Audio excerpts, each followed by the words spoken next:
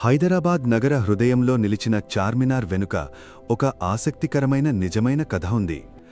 1591 సంవత్సరంలో మొహమ్మద్ కులీ కుతుబ్ షా హైదరాబాద్ను కొత్త రాజధానిగా స్థాపించాడు. ఆ సమయంలో నగరంలో భయంకరమైన ప్లేగు వ్యాధి వ్యాపించి ప్రజలు తీవ్రంగా బాధపడుతున్నారు.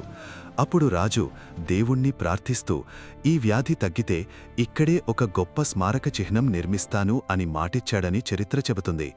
కొంతకాలం తర్వాత ప్లేగు తగ్గింది. ఆ జ్ఞాపకంగా ఆ ప్రదేశంలోనే చార్మినార్ నిర్మించబడింది. చార్ అంటే 4, మినార్ అంటే గోపురాలు. అందుకే దీనికి 4 అద్భుతమైన గోపురాలున్నాయి. ప్రతి గోపురం సుమారు 48 మీటర్ల ఎత్తులో ఉంటుంది. చార్మినార్ కేవలం ఒక కట్టడం మాత్రమే కాదు, అది ఒక ప్రార్థనకు ప్రతీక, ఒక ఆశకు గుర్తు, హైదరాబాద్ ఆవిర్భావానికి చిహ్నం. 400 సంవత్సరాలకు పైగా చరిత్రను తనలో దాచుకున్న ఈ కట్టడం నేటికీ గర్వంగా నిలిచి ఉంది.